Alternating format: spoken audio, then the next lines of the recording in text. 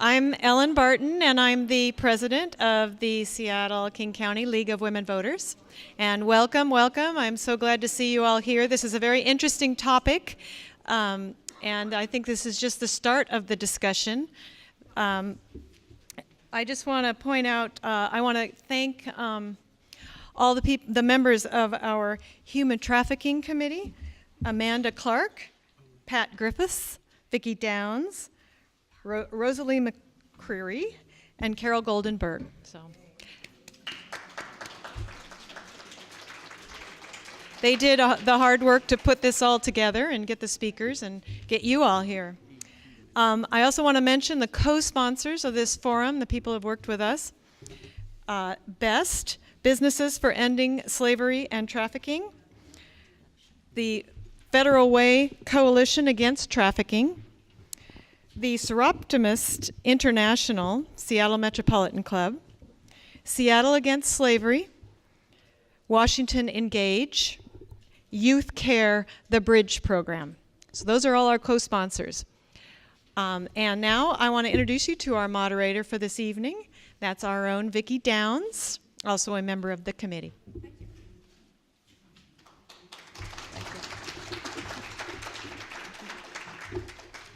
Our topic tonight is human trafficking. And I looked on Google to get a definition, and the very first word that popped out in the very first website that I happened to tap on just translated it as slavery. And they then went on to say that between 21 million and 30 million men, women, and children are enslaved today. That means there are more slaves now than during all the years of the entire transatlantic slave trade combined. Then I was inspired when I noticed just a little bit farther down there was President Obama's remarks, and I'm going to quote him. He said, "It ought to concern every person because it is a debasement of our common humanity. It ought to concern every community because it tears at our social fabric. It ought to concern every business because it distorts markets. It ought to concern every nation because it endangers public health and fuels violence and organized crime. I'm talking about the injustice, the outrage of human trafficking, which must be called by its true name, modern slavery." Well, tonight we have 3 local speakers who will describe the issue of human trafficking as they see it, and they will each speak for 15 minutes. But we have a 5-minute bonus speaker as well, who will be introduced after at the end of the speaking by Leslie Briner. And we're also, you will notice that there are cards on the seats, and please use those to write a question you would like to have the panel members answer during the question and answers at the end of the program. We also ask you to talk with the co-sponsors of this forum. I see some of them right over here at the end if you have not already done so. Thank you very much. So, first speaker is Leslie Briner. She is a human trafficking and education consultant. She has a master's in social work from the University of Washington. She has worked in programs serving homeless families, youth with developmental disabilities, foster care youth, and since 2005 with commercially sexually exploited youth. She served as program director of youth services at SAGE, that stands for Standing Against Global Exploitation, in San Francisco from 2005 to 2007. Relocating to Seattle, she consulted for the City of Seattle's Domestic Violence and Sexual Assault Prevention Division, and she developed a training program to respond to sexually exploited youth. In 2010, she joined YouthCare, charged with implementing the Bridge Continuum of services for sexually exploited youth in Seattle. Leslie, thank you.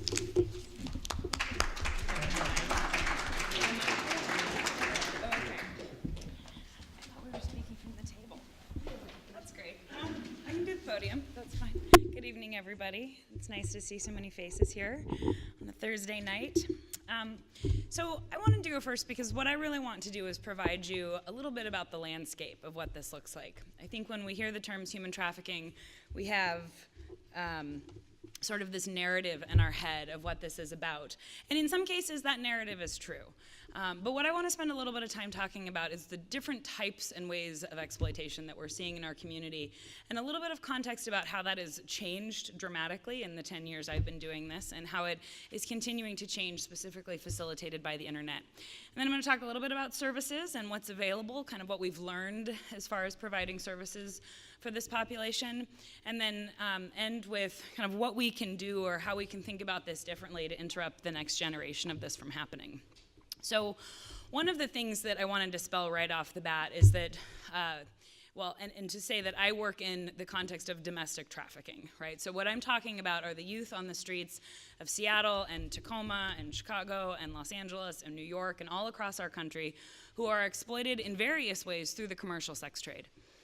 Now, when I started 10 years ago, the vast majority of youth out there were kind of this narrative of the pimp-involved girl. They were young, they were disproportionately from the foster care system, they were disproportionately people that were impacted by other forms of poverty, systematic harm, and discrimination. And they were exploited in some kind of predictable ways, largely through being recruited by an older person, often through a romantic relationship, and being exploited on the streets of both large and small cities. And then a number of years ago, this happened, right? And if you look at the data of what's out there, we're still using data from 2001 and 2003 that started before the first iPhone even came on the market. And why is this relevant? And how does this get to the point I'm trying to make? The answer to that is that when this started, this happened on a street. You could go down Denny, right? Belltown, Pack Highway South, Aurora. It was known as the Track, and it was where the vast majority of the prostitution end of the commercial sex trade occurred. Well, with this, rapidly in the last 10 years, what we've seen is the move of the commercial sex trade off the street and through the internet, which is an online, unregulated, unfettered online marketplace. And what that did was really change the way that both victims, people that promote, and people that buy engage with the commercial sex trade. So nowadays, we do still have those young people who are young and generally have a history of harm who are being exploited by pimps. But I want to talk about a couple of other different kinds, because part of what I'm trying to set in this landscape is that there's lots of different ways that youth get exploited, and the frame of trafficking really, I think, has some limitations. And let me give you an example of that.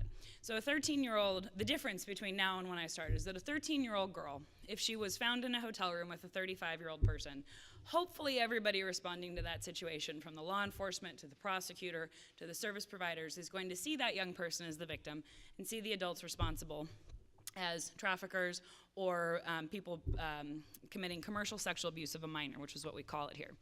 However, the 15-year-old boy who's kicked out of his home because his parents suspect that he's gay or he's fleeing abuse or violence, who's being traded amongst adult men in our community, is really not so much in that trafficking frame. And we're seeing lots and lots of different kinds of ways that youth are exploited through the commercial sex trade that don't fit that original story. So we see gang-based trafficking here. That's a huge trend in the last 5 years. And some of the nuance of that is that youth are part of this collective that is exploiting them. It is different than that sort of romantic relationship that they might have with a perpetrator.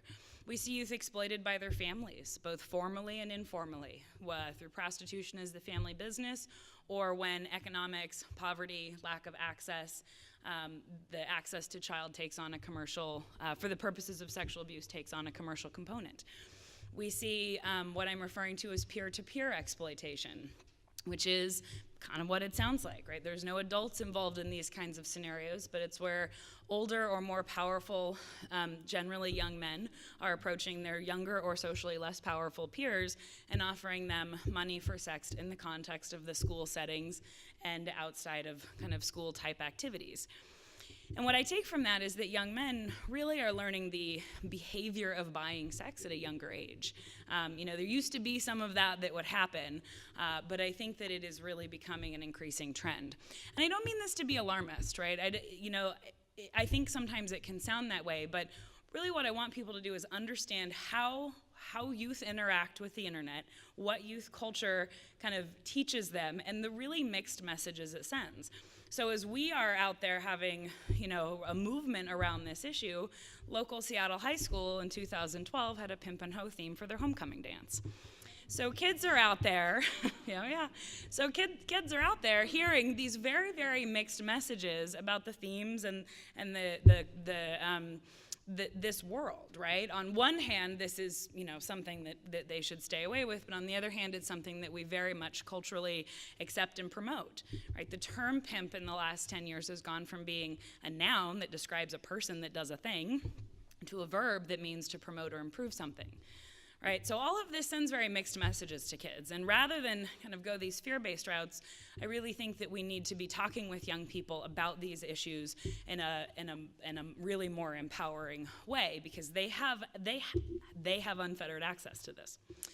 So one of the other things that we see is more youth who work what we refer to as independently, what sometimes they refer to as self-managed, because they have awesome language to describe their experiences. And really, what this is what it sounds like. It's youth who have been taught or learned how to access the commercial sex trade, often primarily as a means of survival, who are not being exploited by that third party, right? And this gets real complicated as we don't really have a shared definition about, does trafficking require this third party exploiter, or does trafficking happen at the hands of the adult person who purchases access to a child? So in this, and just to give you a sense of kind of what this looks like, because I don't think this is as well understood, there was a 15-year-old youth, this was a story I heard last year, who was sitting at a bus stop. And it's raining outside, and a car drives past, and she doesn't think much of it. The car rolls around the corner, and this time stops, and says to the young person, "Do you need a ride somewhere?" And she said, no, I'm good, I'm gonna catch the bus. And so he says, okay, well, do you wanna make some money? And she said, how much money? He said, $100, get in the car.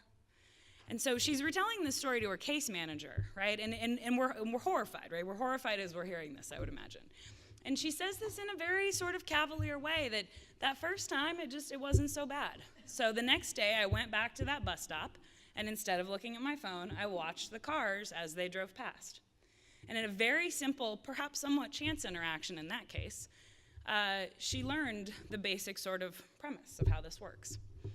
And I think, and I get the luxury of not having to speak tonight to the issue of buyers, because my esteemed colleague Valiant Richey is going to do that. Because a lot of people then go to, well, who are these guys? So here's another sad reality. This is my prop. So in 5 minutes, any young person can take a picture, post it to Backpage, wait 5 minutes for the first of the 252 estimated buyers that will call in 2 hours, wait 5 minutes for that, and have that person book the hotel of their choice, and work out of that hotel for as long as they want, need, or have to. And I know that this is really disturbing to hear, but I really do want to underscore that much of this is about survival, right? I think we have this image of these as being like, teens that are wild and impulsive and, want to cause shenanigans and get into trouble. And what I know from working with them is they're making the very best of generally a very bad set of circumstances. And it's very easy to sort of Monday morning quarterback some of these situations and go, well, these are all the things you could have done differently. But really what we need to be doing is working on creating a culture where kids don't have to make that choice in the first place. So that's a little bit of the landscape. We definitely still have third-party control. We have pimps, exploiting young people in gangs and adult people and families.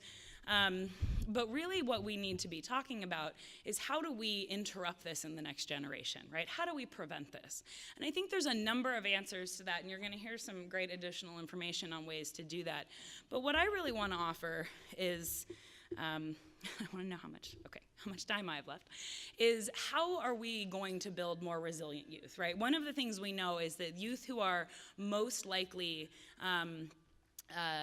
at risk for this is youth who have experienced previous harm, trauma, or chaos in the home, who are in the foster care or child welfare system, who are experiencing poverty, and who are experiencing other forms of systematic discrimination.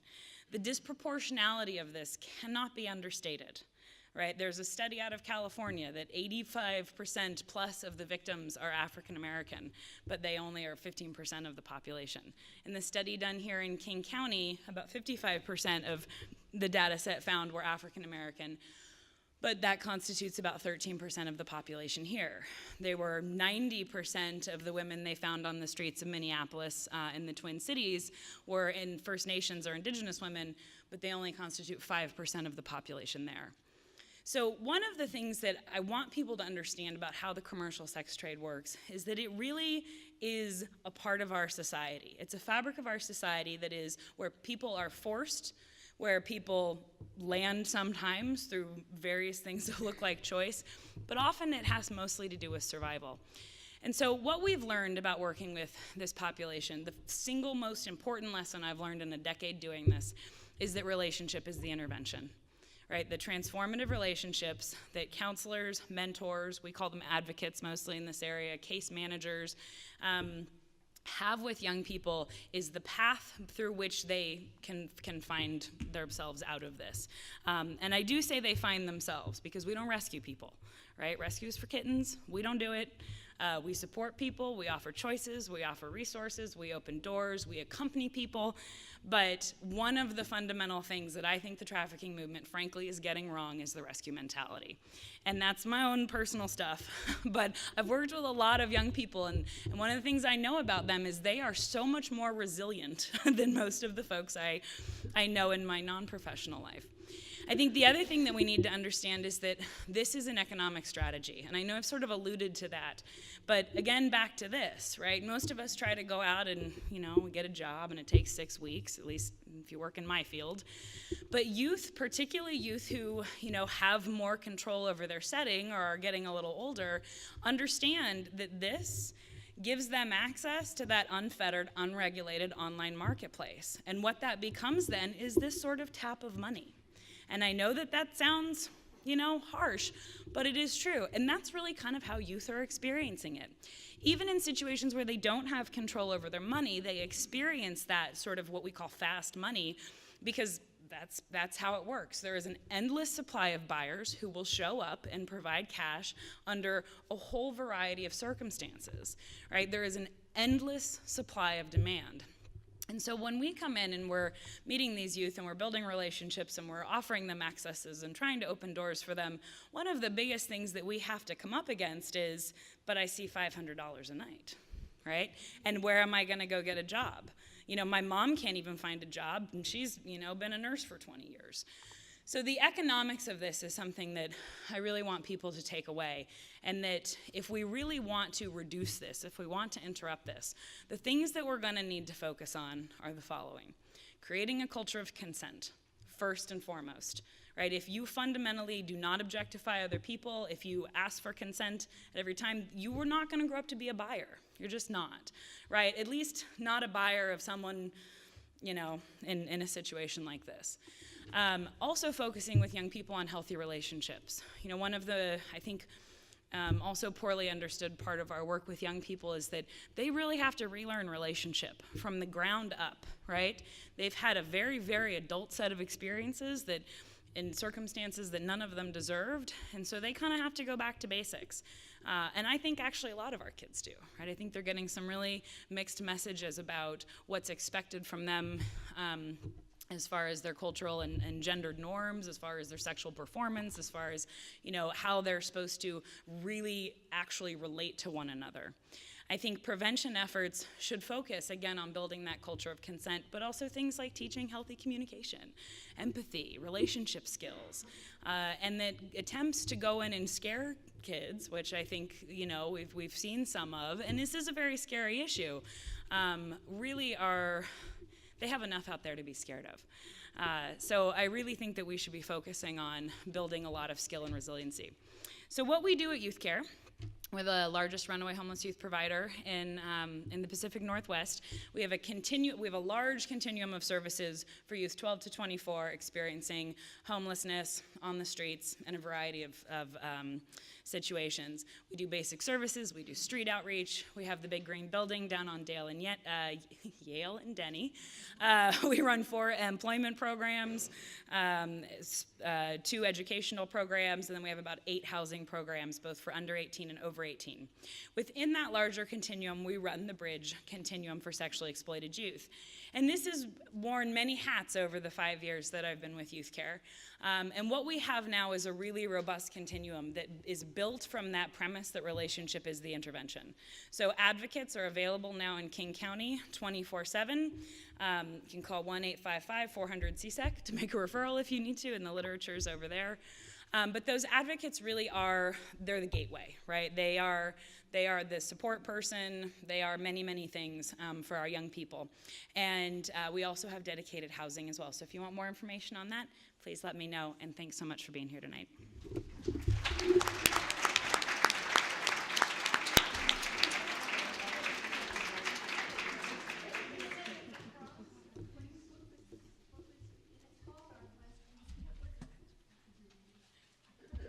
Okay, our next, thank you very much. Thank you very much, Leslie. Our next speaker is Val Richey. He is a Senior Deputy Prosecuting Attorney for King County. For the last 5 years, he has worked in the Special Assault Unit, which handles cases involving the sexual abuse of children and adults and the physical abuse of children. Currently, Val is a senior trial attorney in the unit and is responsible for prosecuting cases involving the purchase of children for sex. He is also one of 2 local coordinators for Buyer Beware, a partnership to end commercial sexual exploitation. Val, thanks.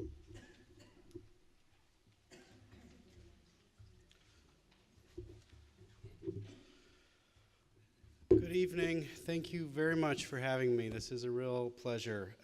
I've been in trial the last couple weeks, and I want to thank Leslie for reminding us that it's Thursday because I've completely disconnected from space and time over the last couple weeks. But this is fun. It's exciting to talk about this issue and to have a meaningful discussion. So today I'm going to talk a little bit about where we've been and mistakes we've made and where we're going. And what I want to talk about first is sort of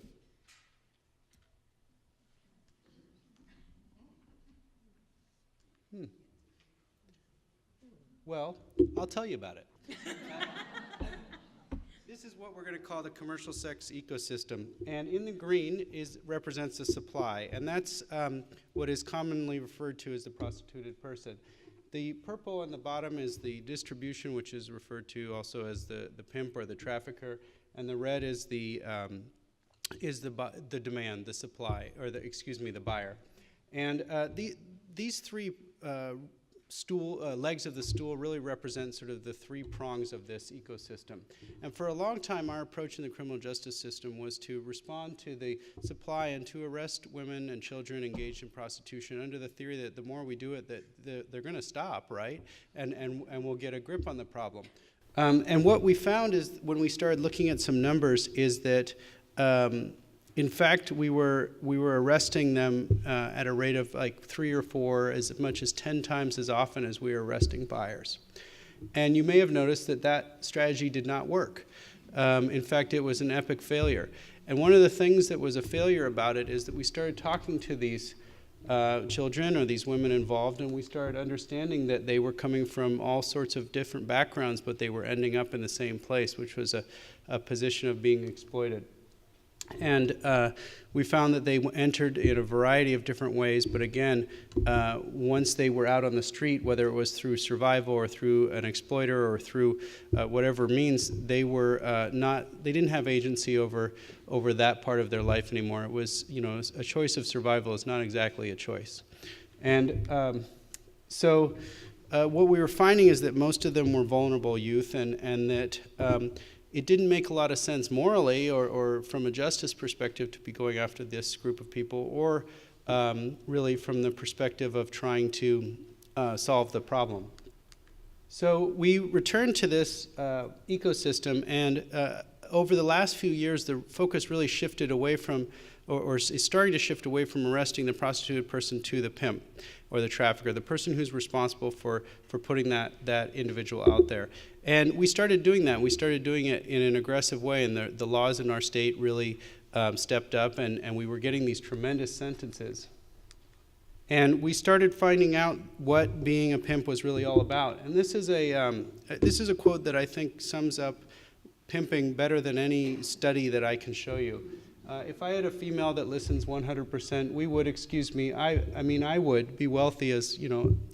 And it's really, that's everything captured in one little quote right there about what this is about. It's about money, and it's not about being a democracy, it's about being a dictatorship.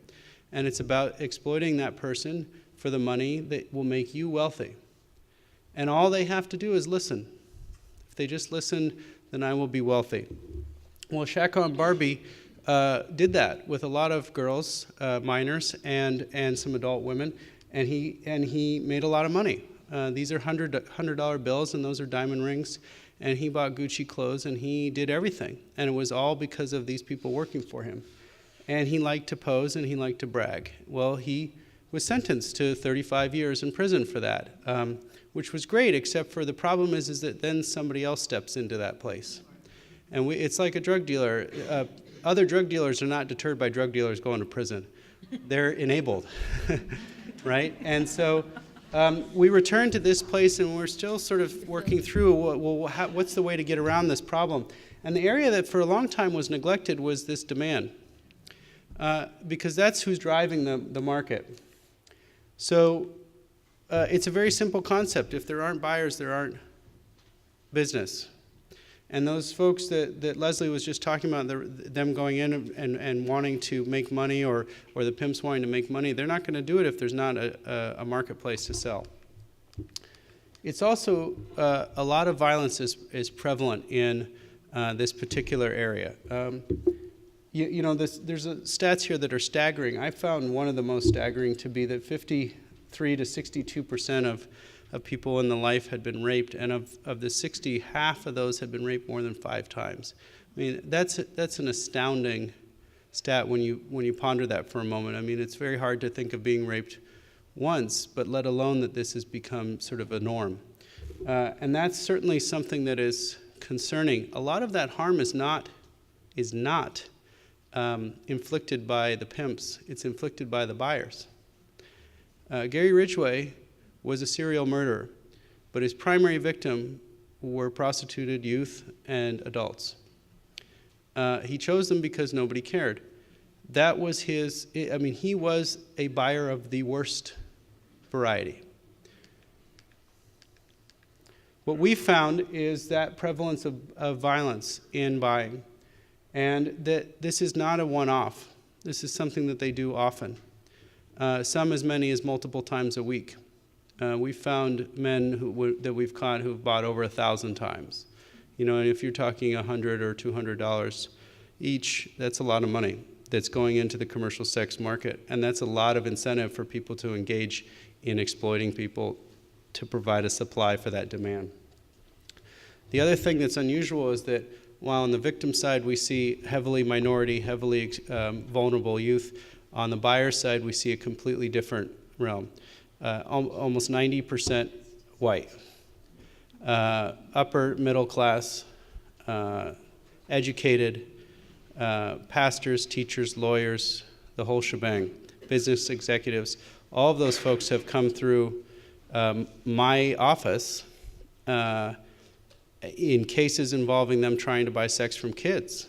We're not just talking about buying sex from adults. These are people who have been prosecuted for buying sex from kids. This is how prevalent it has become.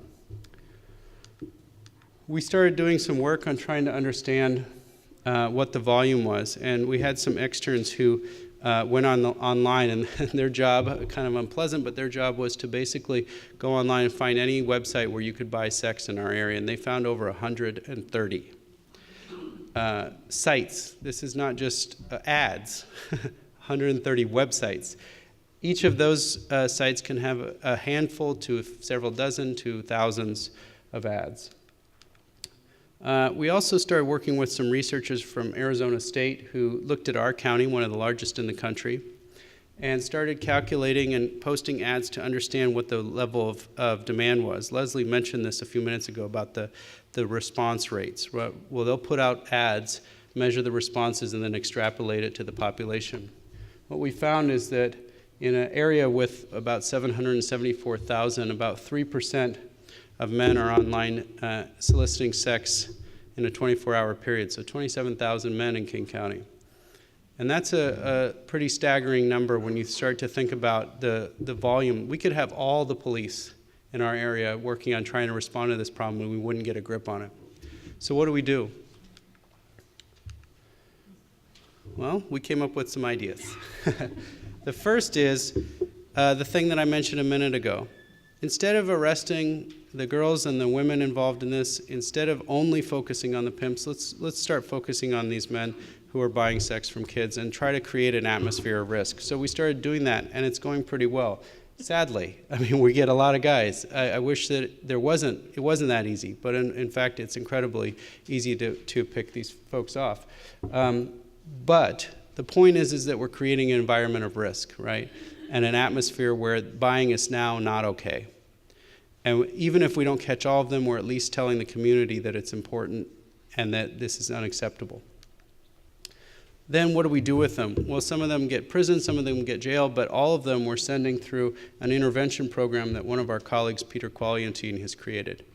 This is essentially a 10-week class on trying to work with these men to not buy sex in the future. Because we're only going to catch them once, right? They're going to get smarter, and so why don't we work with them and try to help them not do this again? This may be surprising to you. It was very surprising to me when I learned it, but most men who buy sex are very ambivalent about it. Almost none, like less than 1%, feel that it's a good thing. They do it, they feel horrible, then they do it again, they feel horrible, they do it again, they feel horrible. And so if we can connect with those men and work with them, we can help move them be out of that cycle, much like any addictive cycle, and try to move them in a more positive direction. The third thing that we're doing is community action. This is where some really exciting stuff is happening. One of them is in local governments. The state government has done some great things where they've passed some really wonderful laws to help us as prosecutors. But local governments can take action too, and one of the things we did was to create a proclamation talking about how that local government is committed to ending demand. This is really unique. Local governments haven't taken a stance on this before. And we've gotten a group of cities in King County to adopt this proclamation and to take a public stance on this issue. Our institutions taking a public stance on this is one of the first signs of our change in culture that Leslie talked about. That's really key in trying to change how people view this problem. We're also trying to get local governments to actually focus on going after the demand in their area, and we've had some really great response. 8 cities are now part of our partnership in their police activities. We've done some social media work as well. Seattle Against Slavery, who was mentioned earlier, has done some really great stuff contacting men between the ages of 18 and 24 and talking with them about this problem. Why that age? Because age 21 is the age when most men start buying sex.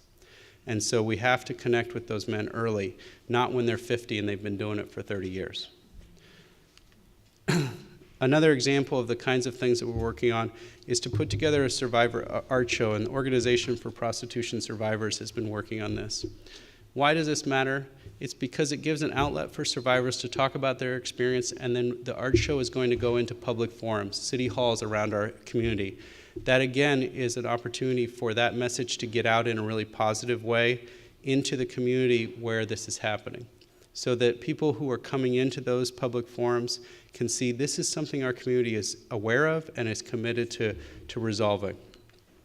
Business engagement. Because most buyers are middle to upper class men, those guys work at businesses. And if business culture is contributing to buying sex, to going abroad and going to strip clubs and to purchasing sex out on the street or whatever, that's furthering and enabling that practice. So we've started a project with businesses ending slavery and trafficking to start connecting with businesses in our community to have them take an anti-sex buying policy and approach in their business. What does that mean? Well, for example, if you get caught buying sex, you might be prosecuted. But what if your business also said, if you get caught buying sex, you're going to be suspended without pay for a month or fired? The idea there is that we don't want people to lose their job. We want them to know that and to not buy sex. That's the key. The idea is to prevent this from happening in the first place rather than respond to it afterwards. I always tell people my job as a prosecutor is really discouraging sometimes because something bad has to happen before I get involved. And I would much rather that we could get out in front of this problem rather than reacting to it. Online deterrence is another thing. We're starting to work with companies in our area to put up ads, much like this lawnmower ad, but ads when men are searching for sex online to buy it, we can put up ads that say, hey, don't do this. Did you know that if you get caught buying sex, you can be punished in the following way? Those are really effective ways to get men at the time when they are looking to buy sex in the marketplace where they're looking to buy it. And that can be a really effective way to try to deter them from doing that. Finally, public education. This moment right now that we're having. This is an incredibly important part of changing the culture around this. What we found in our social media campaign is that men were much less likely to pull up the information about this issue than women were in social media, and the women were much more likely to refer it to the men. I'm looking out here right now and I see mostly women. You know, this is a male-dominated problem, but to me this is great because I know all you guys are going to go back to your men and tell them about it, right? You are the messengers, and you are the most effective people at trying to start talking to men. Because if I just go in a room full of men, it won't have the same impact as when you talk to them about it. We want to create that atmosphere of risk, but we also want to change the norm so that we can prevent this problem from happening in the first place. Thank you very much.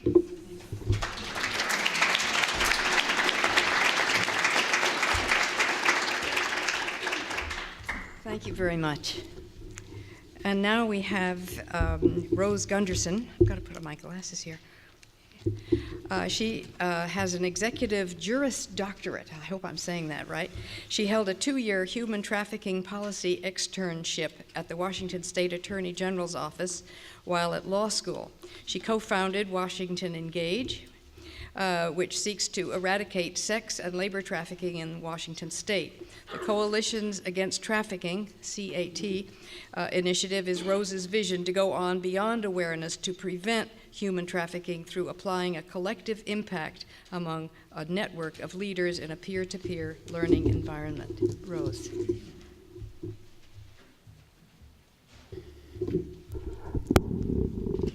It's my... Sure, no problem. Thank you. All right. It's a pleasure to be here, and it's a pleasure speaking to the League of Women Voters, because you are about policy. You're about educating people on voting, and voting with knowledge. And what we're about, Washington Engage, the way we started is because I was doing policy research, and I believe policy is a way to create long-term systemic change or systematic change. And so we have this in common with you, and so I'm glad that I am part of tonight's panel. We want to see long-term change. That's who we are. But before we go on, I want to let you know that I'm just like you. I have my skill set, I have my gift set, and I want to collect all of us together in order to create this change, because me by myself cannot create a change. And just so I want to show you, I'm a human being. I have a family, 3 kids. My daughter is here, and my kids are really unique. They come from big families, 15 cousins on my side of the family and 15 cousins on my husband's side of the family. 3 of them are adopted from Liberia. So they have cousins all over the world. It's so fun. It's an incredible family environment. And so that's me. I'm a common person, and you have a story, you have a common thing, but I believe you could be part of the change as well.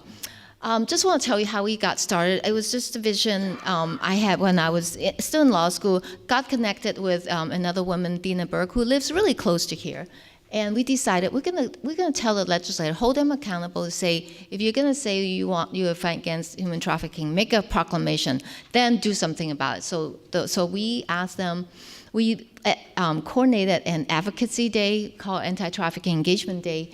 We didn't know what policies were going to be coming or whatsoever. We just organized that day. 150 people show up, mostly from Seattle. We were just floored. One of the pictures shows you we're trying to give them packets to go to legislators. We ran out of packets.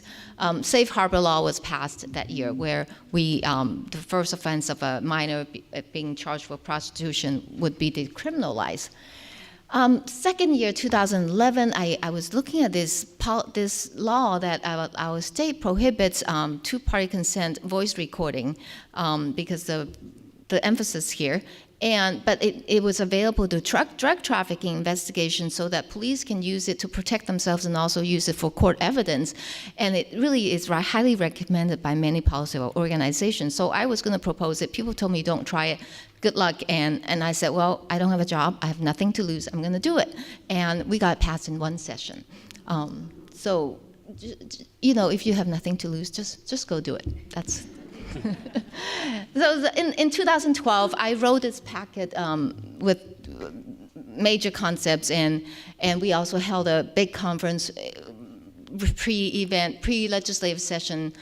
I had people come in and look at my whole packet of paper and give input, and I gave that packet to one of the senators, Senator Frazier, and she just took it to the code revisor's office and wrote about 12 bills out of that.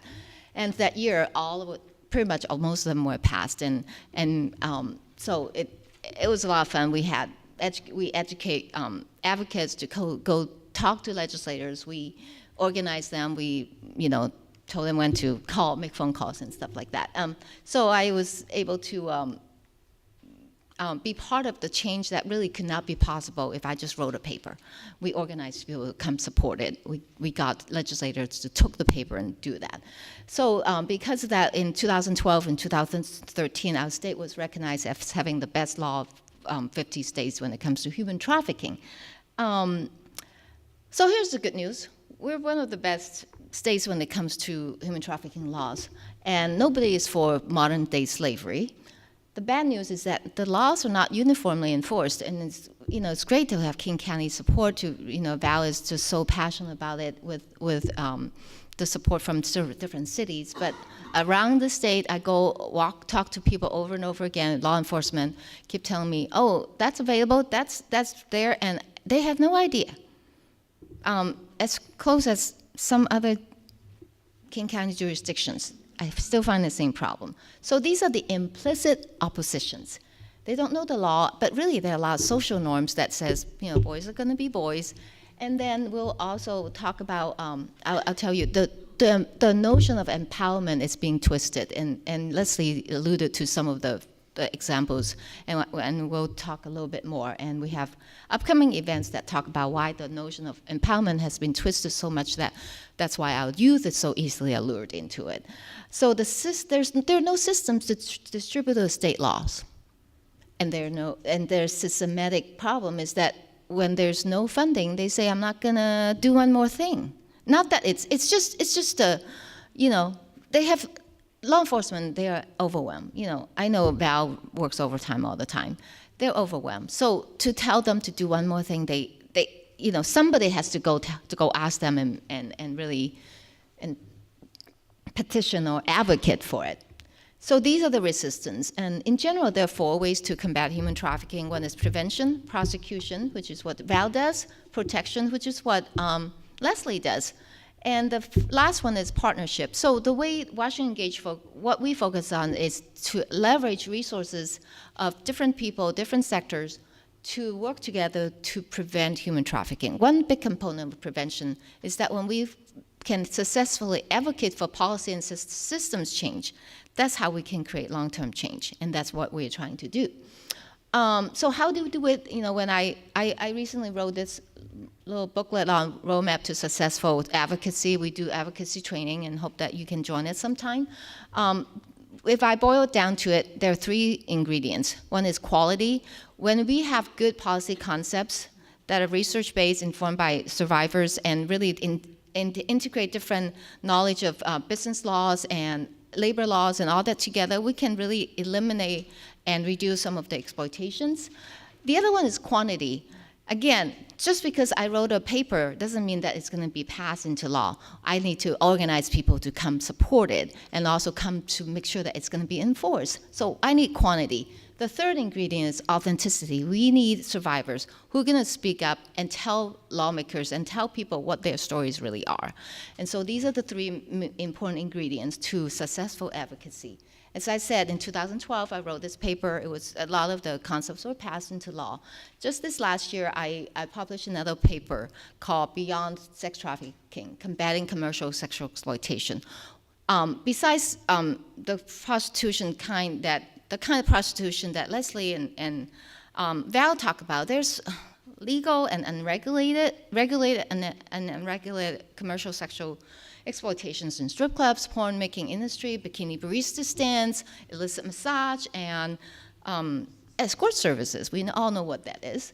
How do we reduce the harm that really happens under legal businesses?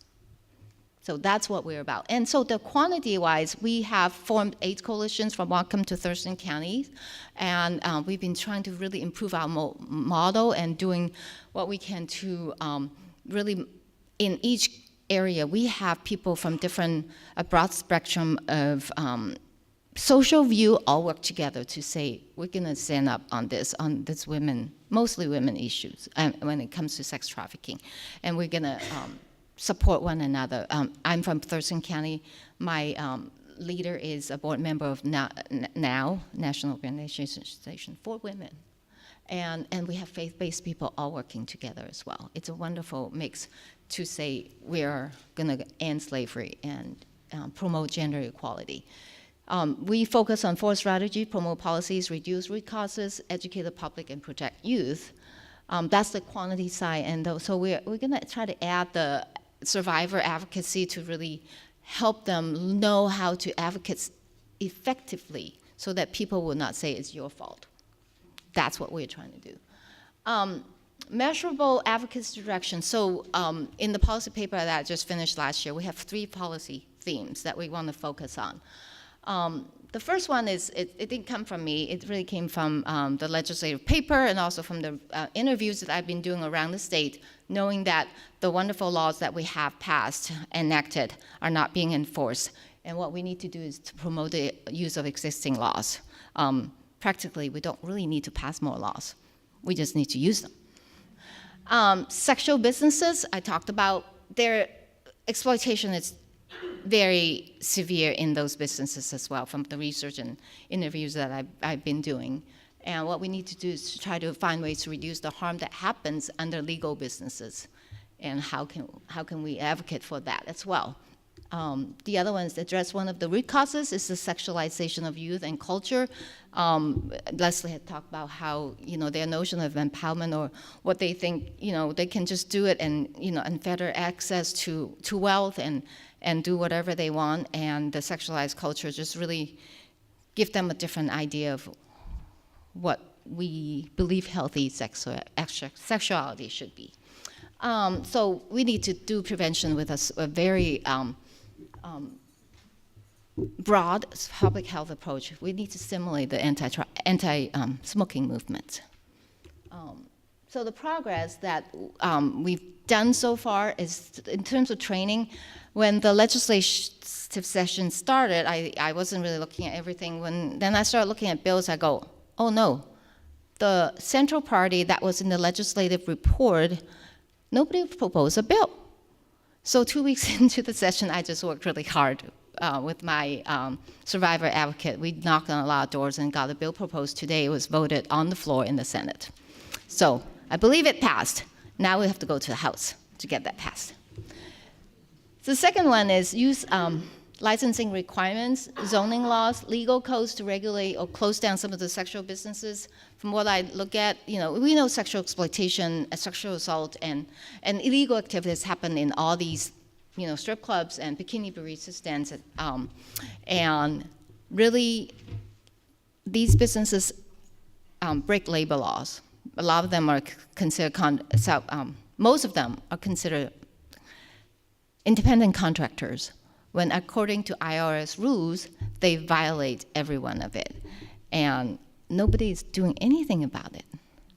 And also in bikini barista stands, if you look at the health inspection results, most of them in King County and Pierce County repeatedly fail the food inspection result. Is anybody doing anything about it? By the way, people who serve drinks and coffee, shouldn't they wear clothes to cover up hair and all these body things? It's easy to regulate and eliminate that kind of operations if we inform the people in the county or state level. But I just finished the paper. I just haven't had time. There's a lot of education to do in order to push those things to move forward. So there are a lot of different ways to eliminate or reduce the harm that's happening to people who are in these type of businesses. And I worked a lot in Pierce County last year, and the last session, the attorney from strip clubs came and threatened lawsuits. It was pretty ugly. I wish I could show you the DVD. Address the sexualized culture. So what we're doing is, in this month, next 2 weeks, we're hosting 4 different forums in Tacoma, Kent, Bellevue, and Olympia, called the Cultural Grooming, how our kids and culture and how the sexualized culture really promote. And there's a high correlation to the rise of sex trafficking because of the sexualized culture, and it's based on research as well. There will be a drama commissioned by Washington Gage, and that you'll get to watch a drama. It tells the story in a very impactful, lively way, so I'm just really excited about it.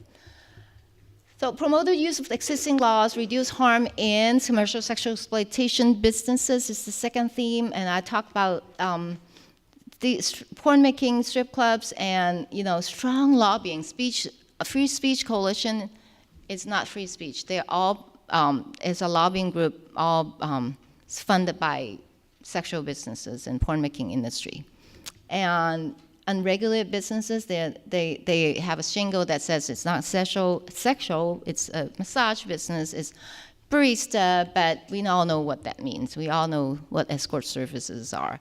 There's not much that are being done by it to reduce the harm and exploitations that's there, but if we really use business laws and different labor laws, we can do a lot more to protect them. In fact, a recent case in Nevada against the Gentlemen's Club have made a ruling that dancers need to be paid at least minimum wage. They cannot be independent contractors. So that's something we can use as a precedent to go to our state and ask for that regulation.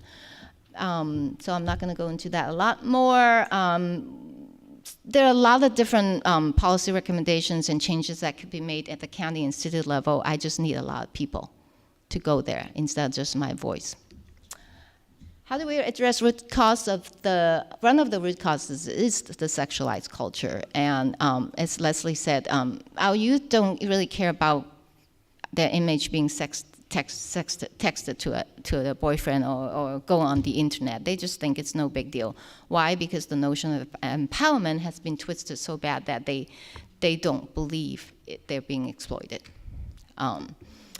So when a social issue is affecting individuals or groups in ways beyond their capacity to correct, a public health approach is warranted so that we as a society can collectively assure the conditions in which people can be healthy.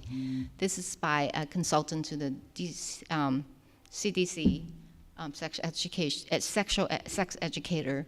She wrote a book called The Impact of Porn on Children, Youth, and Culture, and that book will be available for sale at cost at our event. That's next Monday in Kent, and then on the 19th in Bellevue. There will be a lot of information, like even a poster on what the definition of healthy sexuality is and what it's not. We'll make it available. We want to see the whole sex ed be revamped in our school. It's so outdated. So there are a lot of things that need to change, and we need an army to promote that change. And this is the information. There will be flyers. There are maybe flyers that you've received already. You know, you're familiar with policy advocacy. You can be part of the change so that this will not happen in your city. And that's it. That's my contact information. Thank you so much.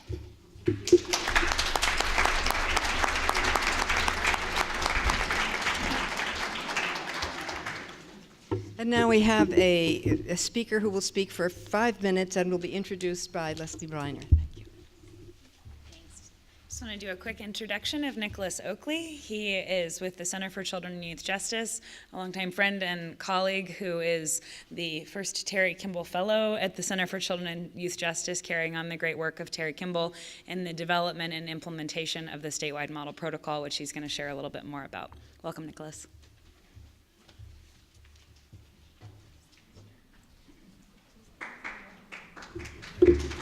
Thank you so much. Thanks so much for having me and adding me on last minute. Unlike our esteemed panel, I'm not an expert. It's just my job to coordinate experts. And so I'd like to talk to you for a few minutes about what's happening statewide in Washington. The Center for Children and Youth Justice was founded by Justice Bobby Bridge of the Washington State Supreme Court, who's also a league member. She's sorry she can't be here tonight.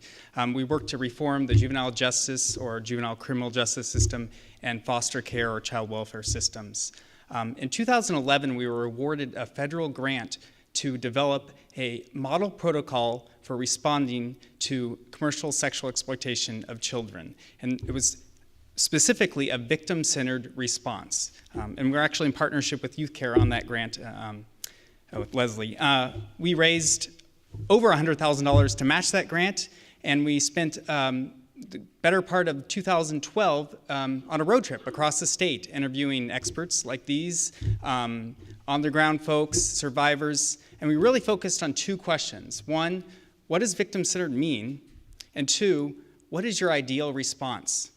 And I can tell you, and I don't think it's surprising that there were differing opinions on the specifics. But really, there was a strong consensus that 1, the response should be coordinated. 2, that we should try to minimize, if not totally eliminate, the use of detention in the juvenile justice system for these young women, mostly young women. And 3, that we really need to focus on the needs of the youth.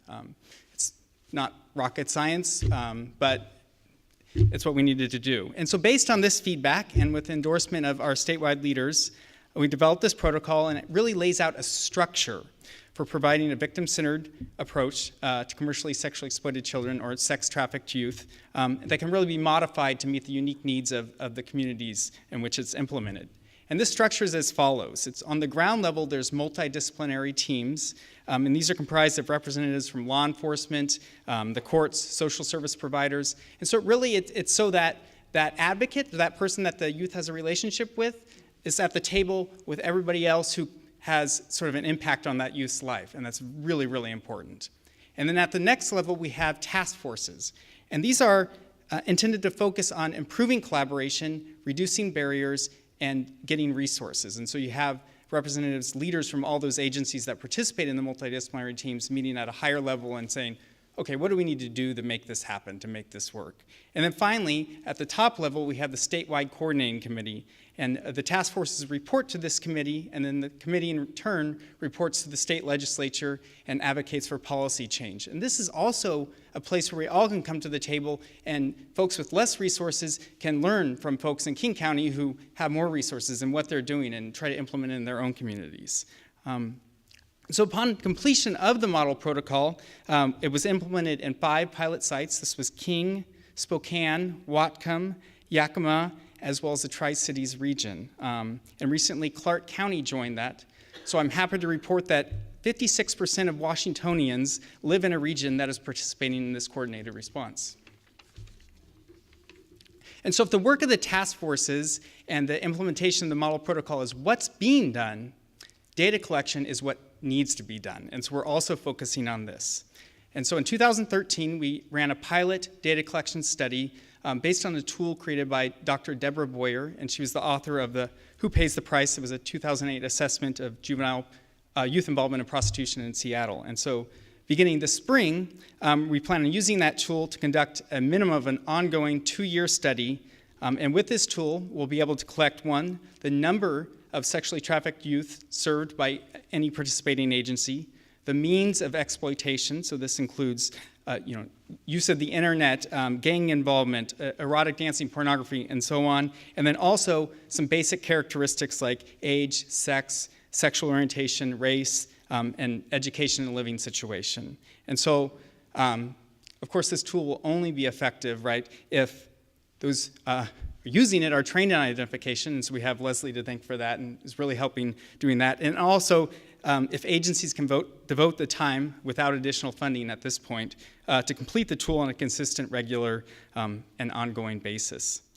But it is our view that this data will be absolutely essential to obtaining the much-needed resources we need to continue a successful, coordinated, statewide, and victim-centered response. And thank you so much.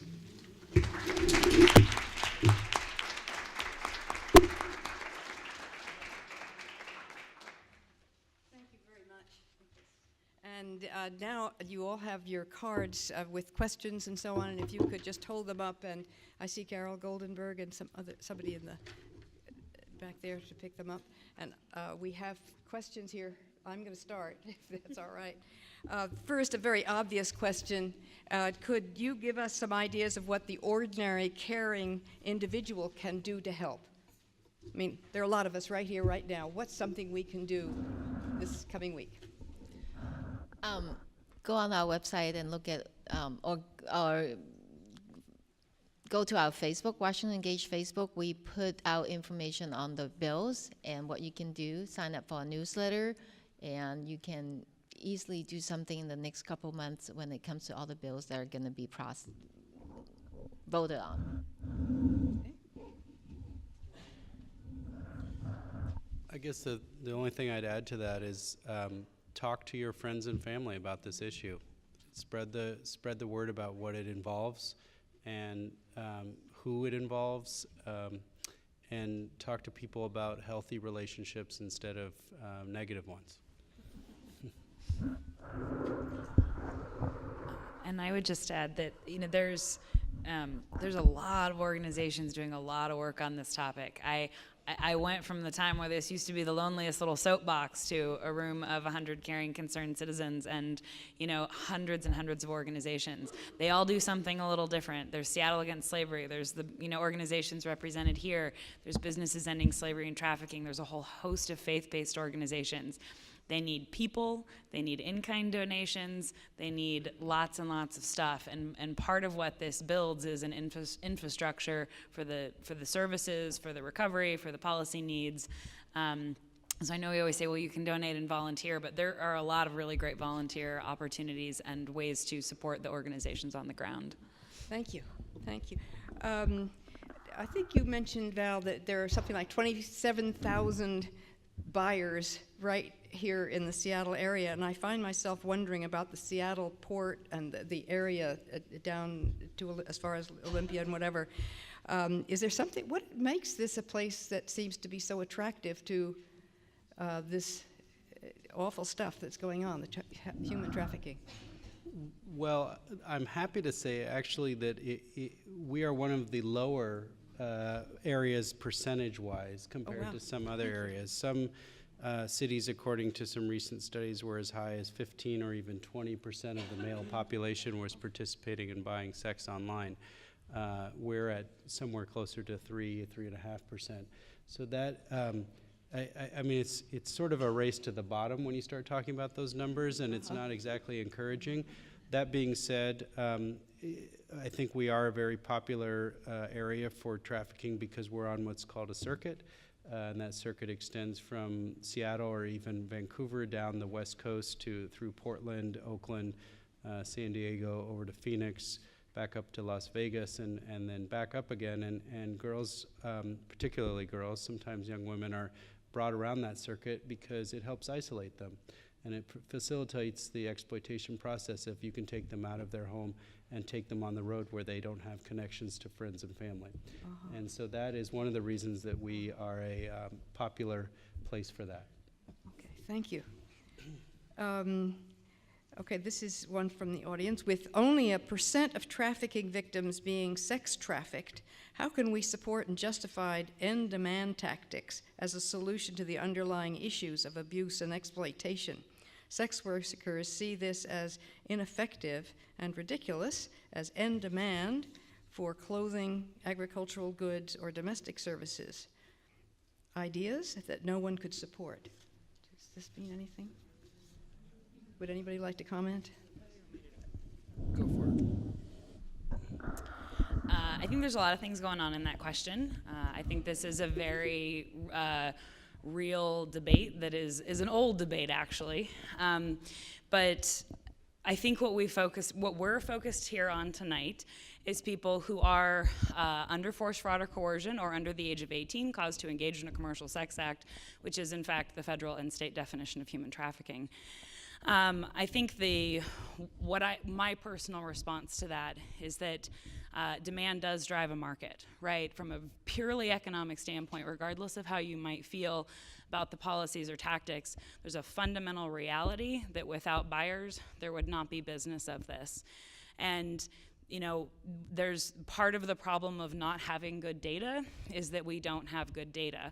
But I've spent 10 years of my life, I've worked with hundreds and hundreds of young people who were out there under force, fraud, and coercion, who were treated badly, and I believe that the people who buy them and sell them and profit off them should be held responsible and accountable under the laws of the state of Washington.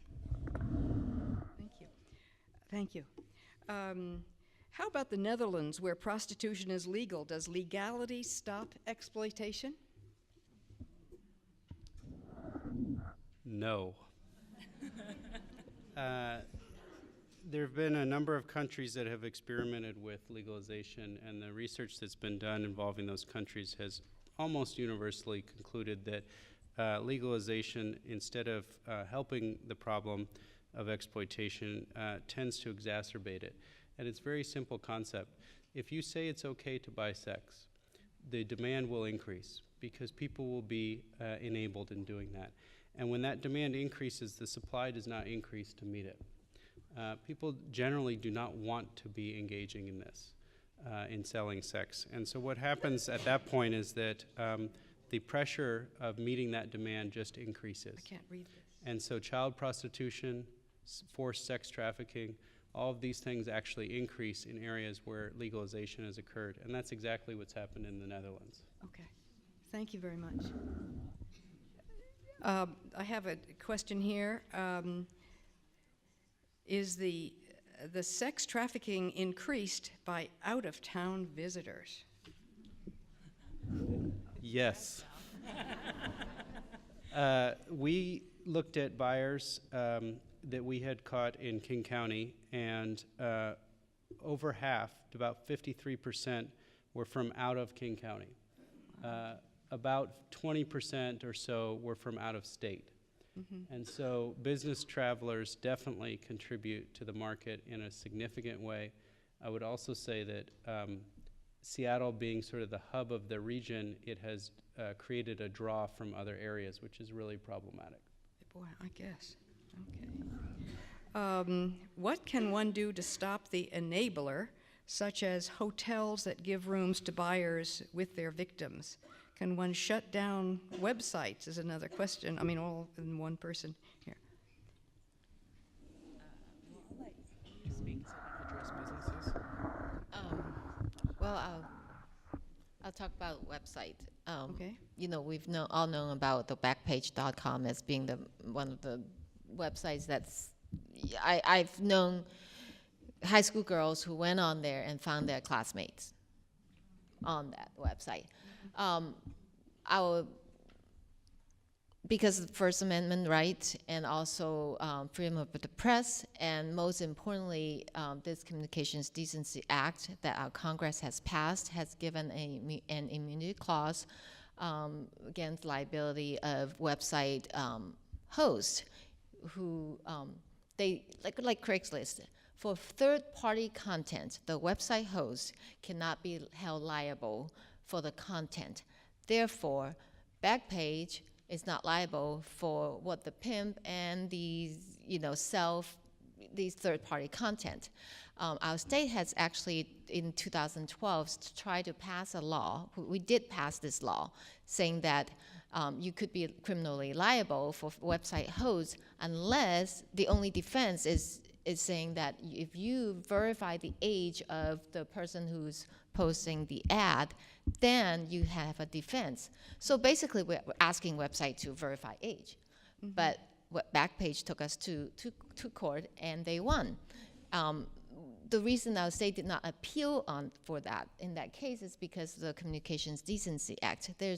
You can write language to overcome other constitutional issues, but when there's a federal law that trumps state law, we cannot overcome it unless Congress changed the law. Mm-hmm. So we cannot shut down website. We can at this time it's pretty hopeless. Mm-hmm.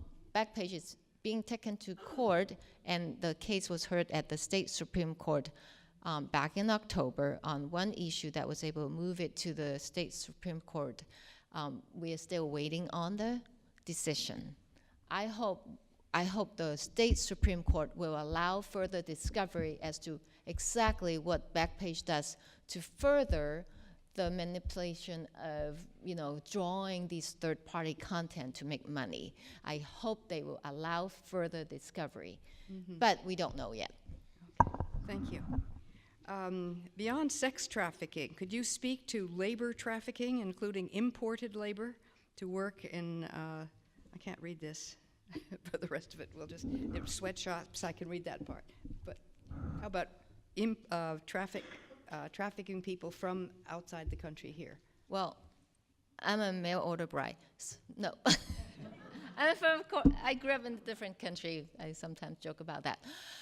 Labor trafficking is a very difficult case to discover. In fact, many of the real labor trafficking cases have ended up prosecuting under labor exploitation laws, wage law, that something different, because it is so difficult to prove the force, fraud, or coercion when a person had initially came voluntarily and have received some pay, not adequate pay, but some.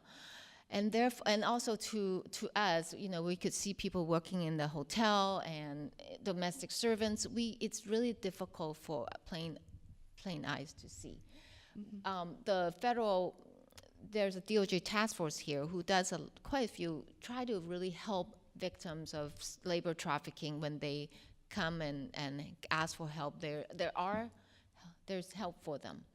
But when it comes to conviction, many cases that try to do the labor trafficking cases have to be dropped because they don't have sufficient evidence to arrive at the criminal conviction.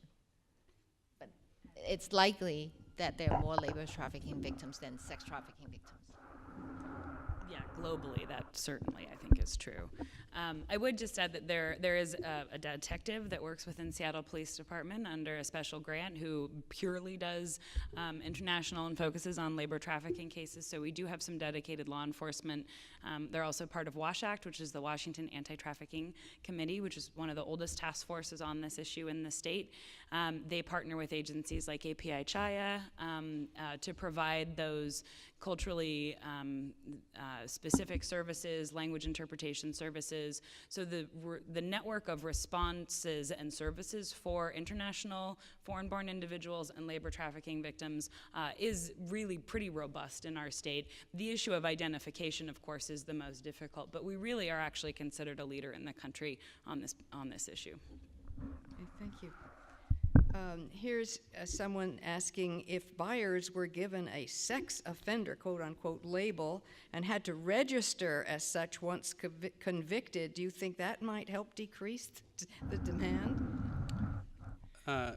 Currently, men or anybody who tries to or actually successfully buys sex from a child does receive sex offender registration.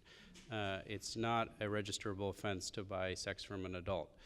I have not seen that be a large deterrent, but one of the issues is that a lot of men aren't aware of the severity of the punishments, and we've tried to take some steps to disseminate that information in an effort to explain to them this is really serious. And if we can get them to understand that, we might be able to encourage them not to do it. In studies, men have reported sex offender registration to be something they would be worried about. I think maybe a slightly more productive approach would be to try to work with men to not buy sex in the first place. There are a couple of questions here that somehow boil down, to my mind, asking, why is there a demand? Another person says something very similar. If you don't happen to have a wife or a girlfriend, what do we do? This is from the buyer's point of view. Yeah, sort of sad. I don't think I'm going to answer that one.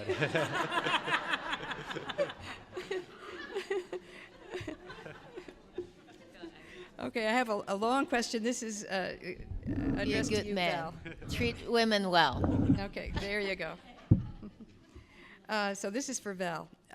This one person writes, the clients of sex workers are not the problem. They want to be the solution.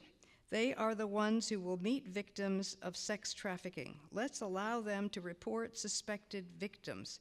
I have been a sex worker for over 10 years. My clients are your brothers, your fathers, your sons, your uncles, and your husbands, and they are kind, generous, good men. Putting these men in jail won't save any exploited persons. Buyers Beware is not trying to help exploited persons. It is an attempt to abolish prostitution. Prostitution isn't going away, but the Buyers Beware will make it more dangerous, both for the consensual sex workers and for sexually exploited persons. So that's certainly a perspective. And here's the deal. I've been a service provider my entire career, and that's a long time. I'm never going to sit across from an individual human being and say you're not an expert in your own experience, because one of the first rules of what I do is everybody gets to be an expert in their own experience. But here's the deal. You got to have a framework. And the framework, at least that I adhere to, and I would imagine that my colleagues do, is that prostitution is a form of violence against women, children, trans folks, and sometimes other men. And it sits on that violence continuum with domestic violence, sexual assault, sexual harassment, and a whole host of other gender-based violence. So while there are people, certainly in the trade, individual folks who have an experience that works for them, and I'm happy that they have an experience that works for them, the vast majority of folks in the commercial sex trade in prostitution, when asked, would prefer to do something else. And that's for adults, right? I've worked with kids, and that's a whole different sort of thing. So these are old issues. These are complex issues. But the perspective of a small minority of people who, again, if you're having a good time, then that's great. And if your life's working for you, that's great. Should not trump, from a policy perspective, from the standpoint of setting social norms, the fact that this is a system of violence against women, children, trans folks, and sometimes other men. Thank you. Thank you. I have a question asking about first responders. Is there evidence that you've seen that firemen, for example, police, first responder types, can be helpful in some way? In other words, let's say there's a fire, I guess. Yes, definitely. Whoever is the first contact with an exploited person, it's really important that they're trained and that they're aware and that they're watching for the signs. And that's how people can be brought to services or given an opportunity to receive help if they want it. So we've been working on several projects in King County to try to train a number of first responders or people that you might not think about being first responders. For example, inspectors going into restaurants, watching out for labor trafficking, or hotel licensors going into hotels.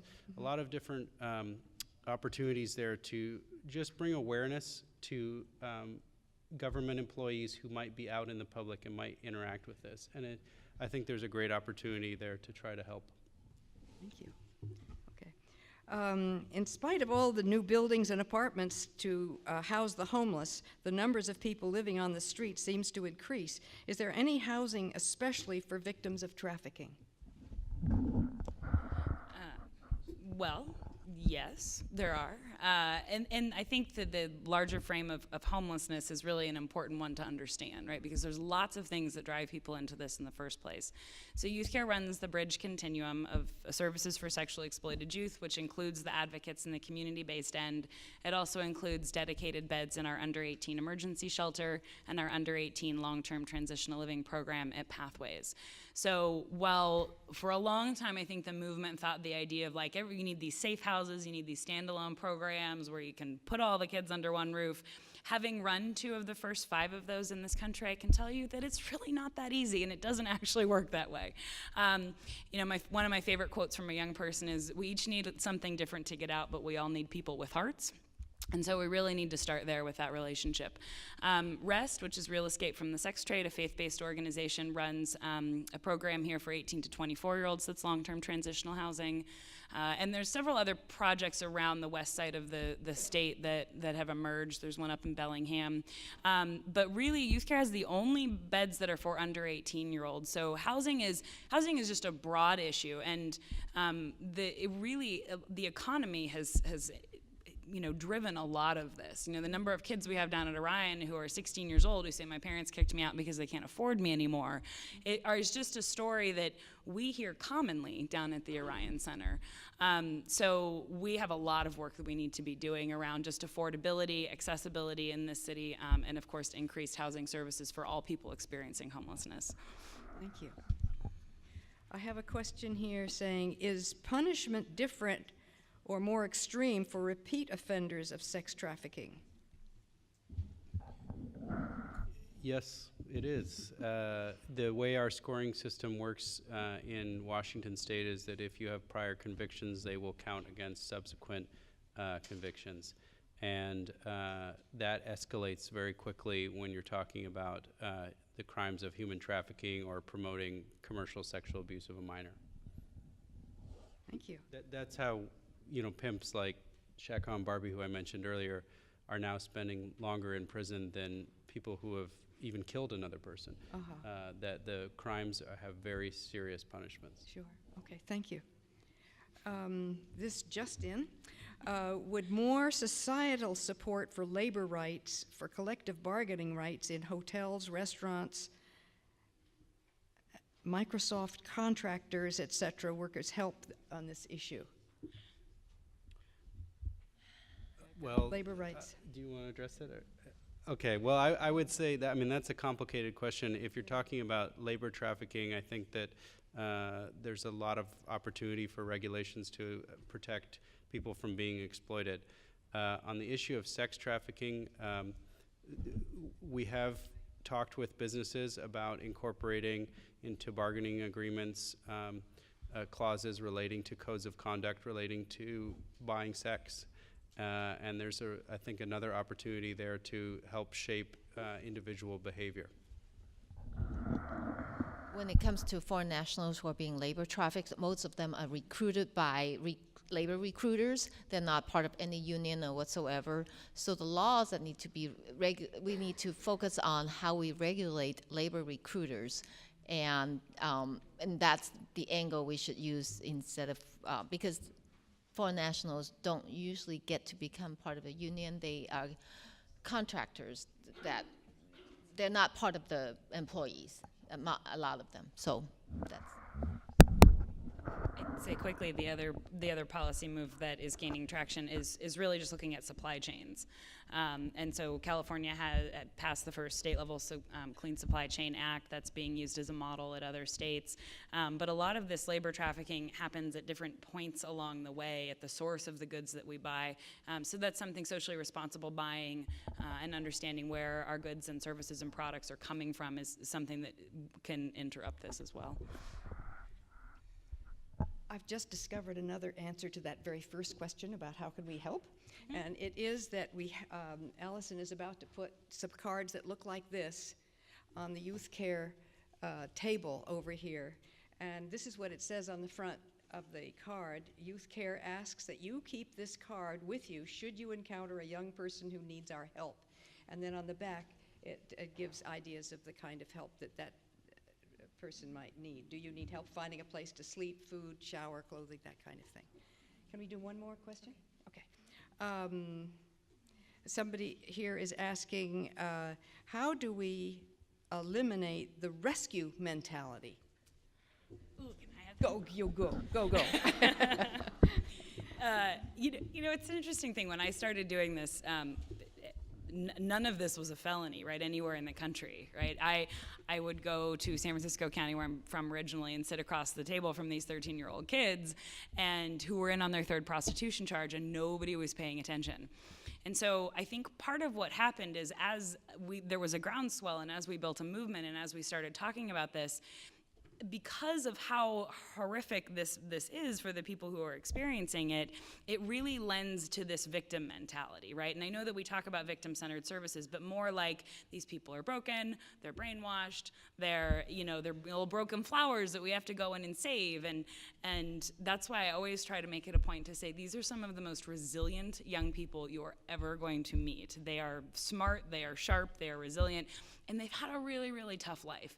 So I think one of the things that the way I like to reframe this is, instead of trying to go save the victims, we need to think about how we're going to save ourselves, right? Each individually, in our families and our communities. Because it's really easy to go out there and say, like, oh, you're broken and I'm going to fix you. It's much harder to look internally and say, how am I contributing to unfair labor? How am I contributing to a culture of hypersexualized youth? Or how can I further contribute to a culture of building consent and mutuality and healthy relationships? So I think that one of the things we need to do is we need to start naming it for what it is. And in the fear-based, the rescue-based tactics, those of us in the movement and those of us who have an opportunity need to get up and say, yeah, we're not doing this rescue thing anymore, right? We open doors, we provide opportunities. But the thing that we all have the power to do is work on those root causes: poverty, sexism, racism, discrimination, better education, better employment access. Because if we realize that we're kind of all in this together, I think it's much harder to sit back and go, I'm totally fine, but I'm going to go rescue you. And advertise. Can I just add a piece to that? I loved Leslie's answer, and I think it's spot on. What I will say is that it's a tricky spot for the criminal justice system, because we work on cases where people actually do need to be rescued from a trunk of a pimp's car, from a hotel room where they're being held at gunpoint, et cetera. This does have a side that is incredibly violent, incredibly dangerous. And so I agree with everything that Leslie said, but I don't also want to forget that there are times when our law enforcement have to do things that are extremely important, extremely fast acting, and extremely dangerous. And we have to, I think, keep that in the back of our mind about how far this problem can go when it goes really off the rails.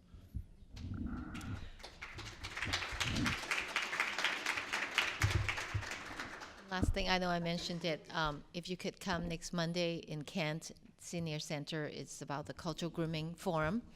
Would love to have you be part of the change. Thank you. Thank you. Let's give a big round of applause to our speakers.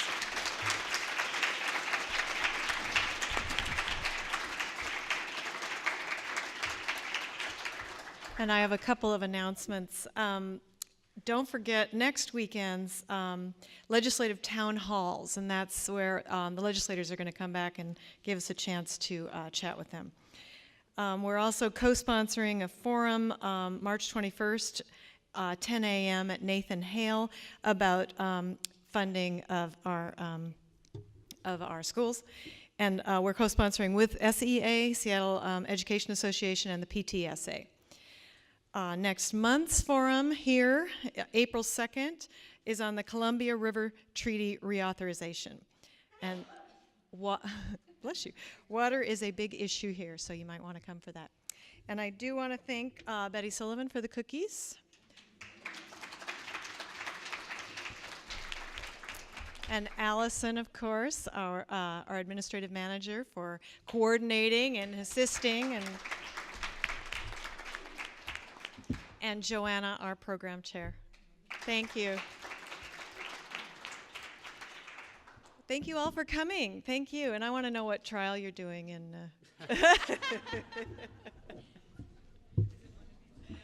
But thank you for coming.